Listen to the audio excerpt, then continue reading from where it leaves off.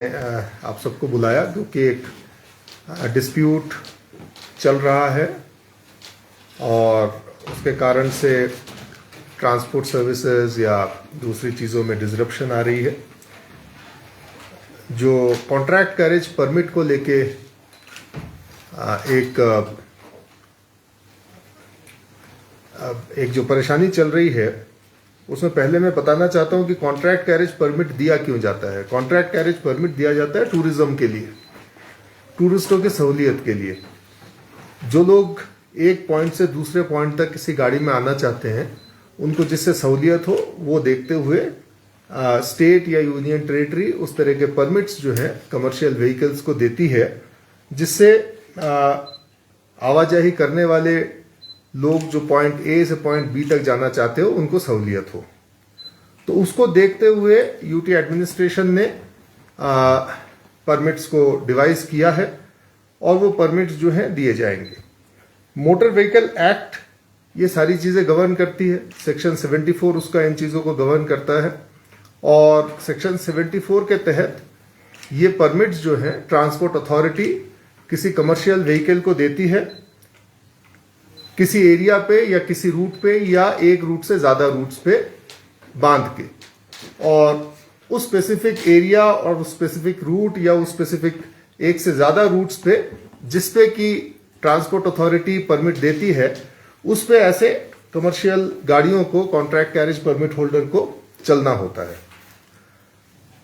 तो ये जो डिस्प्यूट चल रहा था ले यूनियन और टैक्सी यूनियन करगिल के बीच में और टेम्पो यूनियंस के बीच में, ये आज का नहीं है, ये इसके एक हिस्ट्री है। ये बहुत सालों से ये चीज चलती है और टूरिज्म सीजन में ये देखा गया है कि कुछ ना कुछ डिस्प्यूट आने के कारण कुछ ना कुछ डिसरप्शंस और लोगों को परेशानियां आती रहती हैं।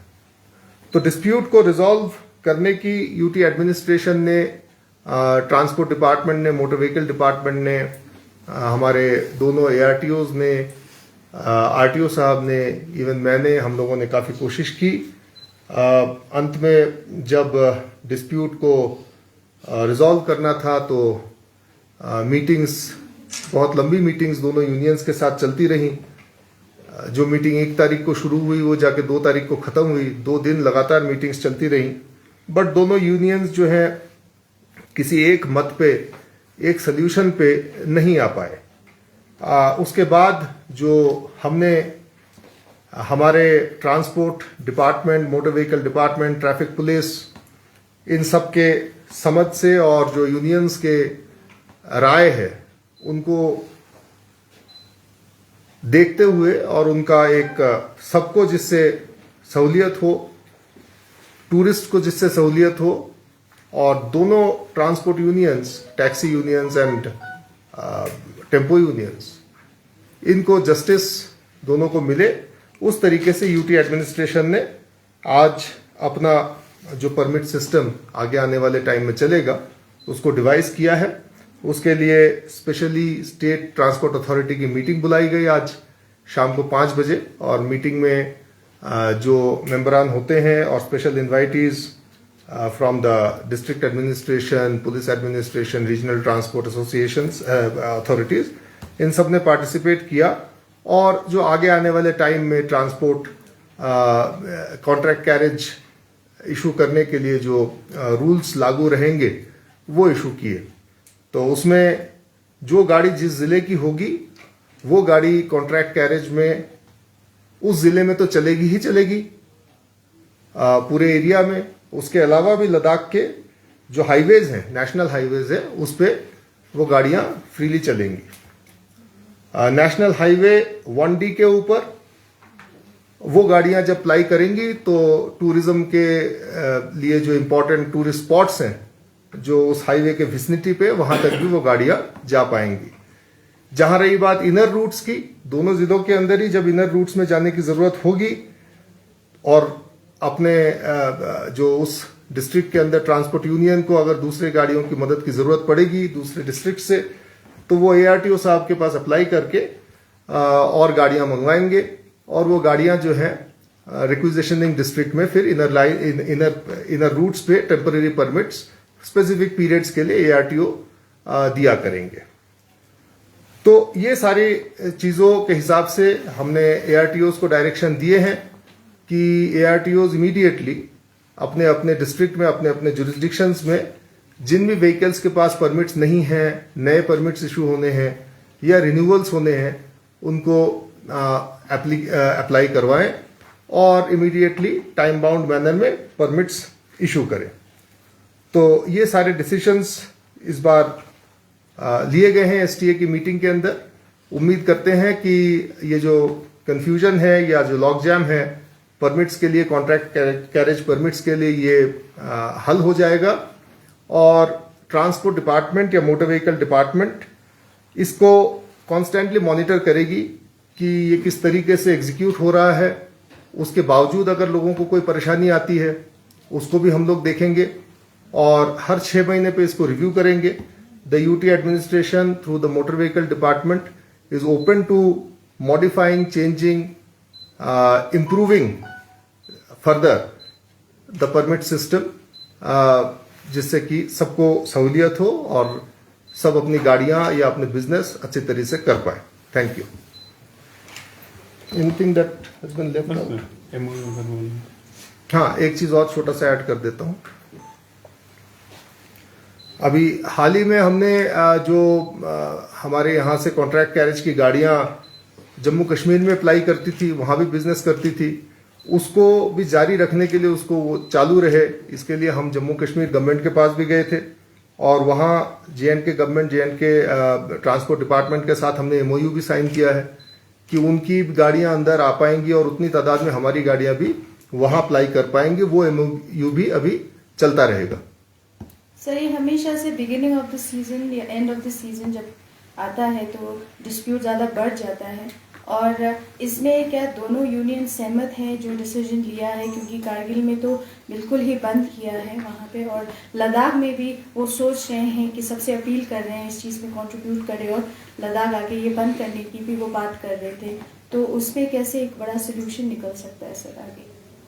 देखिए, जब टूरिस्ट सीजन होता है तो लाजमी है कि उसी वक्त ये डिस्प्यूट जो है पीक पे चला जाता है क्योंकि डिमांड उस वक्त ज्यादा होती है। That is why. और जब लीन सीजन होता है तो डिमांड नहीं होती है, बिजनेस के लिए कॉम्पिटिटिवनेस नहीं होता है, इसके कारण उस वक्त ये चीजें नहीं उठती हैं। That's a natural thing to happen. और जहां रही बात दोनों इसमें सेटिस्फाइड इस वक्त हैं कि नहीं है, मैंने आपको पहले ही बताया कि 2 दिन के मैराथन मीटिंग्स के बाद भी दोनों कॉमन ग्राउंड पे नहीं आए, बट जो बेस्ट कॉमन पॉसिबल सोल्यूशन है वो UT एडमिनिस्ट्रेशन ने दिया है और इसको हम ट्राई करेंगे। हम अपील करते हैं जितने भी हमारे कॉन्ट्रैक्ट कैरेज ऑपरेटर्स हैं वो इमीडिएटली ARTO ऑफिसेज में जाना शुरू करें और इस नए परमिट सिस्टम को पे अप्लाई करना शुरू करें। और जैसा मैंने पहले भी बोला कि we can again review after 6 months and then again after 6 months and see how it is going. तो ऐसा नहीं लग रहा सर, जैसे कि दिन में आज एक प्रेस कॉन्फ्रेंस दिया था टैक्सी यूनियन की प्रेसिडेंट ले ने, तो उसमें वो सीधा बोल रहे थे कि हमें डिस्ट्रिक्ट परमिट ही चाहिए। तो कारगिल की जो यूनियन है वो इस पर तो आपको पता है पूरा राजी नहीं है कि पूरा स्ट्रिक्ट चल रहे हैं। तो आपको नहीं लगता उनके साथ इनजस्टिस हो रहा है सर? ये नहीं, हमने मैक्सिमम दोनों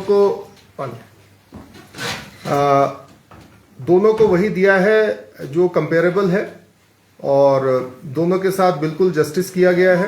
दोनों पार्टियां जो समझती हैं कि उनको आपस में डिस्प्यूट है, दोनों के साथ जस्टिस ही किया गया है और आगे आने वाले दिनों में हम देखते हैं हाउ इट गोज। पिछले बहुत सारे, आज से कम 10 साल पहले भी एक मीटिंग हुआ था सर, कारगिल यूनियन और ले यूनियन का, कारगिल में ही हुआ था। वहाँ पे भी ARTO खादिम साहब की सरबराही में उसकी होटल में ये एक मीटिंग हुआ था कि वहाँ पे भी इसी इशू को लेकर कि हम मिलजुल के काम करेंगे, अब संस्कार भी हमारे लिए अलाउ करेंगे, हम आपको नुकरा पेंगोंग अलाउ करेंगे। लेकिन जब तक हम देख रहे हैं कि संस्कार आज तक अलाउ है, JK10 वहाँ पे हमेशा हमने आते जाते देखा है, लेकिन LA01 या JK07 को यहाँ कहीं अलाउ नहीं हो रहा है। विदाउट इस साल अलाउ किया गया था सर, जबकि इनको जरूरत था गाड़ी का, जब शॉर्ट था ले यूनियन में गाड़ी का, तब लाके कुछ गाड़ी को यहाँ अलाउ किया गया सर। देखिए, ये बातें सारी हुई हैं, ये दोनों यूनियंस की सोच है, ये एडमिनिस्ट्रेशन की सोच नहीं है। तो ये आप मेरे से पूछे उससे अच्छा रहेगा कि आप यूनियन से ये सवाल करें। मेरी बात सुनिए। तो UT एडमिनिस्ट्रेशन ने मोटर व्हीकल डिपार्टमेंट ने काफी कोशिशें करके इनको कॉमन ग्राउंड पे लाने की कोशिश की है। कई रीजंस के कारण इनके अपने कॉमन ग्राउंड्स अभी तक नहीं हुए हैं, तो यूटी एडमिनिस्ट्रेशन बाध्य नहीं है कि किसी पर्टिकुलर ट्रांसपोर्ट एसोसिएशन या किसी पर्टिकुलर ऑपरेटर के हिसाब से परमिट दे। लॉ यूटी एडमिनिस्ट्रेशन को या स्टेट को पूरी अथॉरिटी देता है कि किसी एरिया में, किसी रूट में स्पेसिफाइड तरीके से परमिट दे। वो हमने अभी किया है और उसको दैट इज अंडर लॉ, और हम चाहते हैं कि उसको अवॉइड करें हमारे जितने भी ट्रांसपोर्टर्स हैं और अपना बिजनेस सुचारू रूप से शुरू करें। Sir, how different is this from other union territories having district-wise permits? Many other union territories also issue permits in the same way as provided under law. It is the section 74 of the Motor Vehicle Act, you can refer to it, that determines how a permit has to be given for contract carriage. There are no two ways. The Motor Vehicle Act doesn't specify any state permit, it doesn't specify any UT permit, it doesn't specify any district permit. It is simply the transport authority which has to specify the area or the route or the routes on which a contract carriage permit holder will ply the vehicle. So,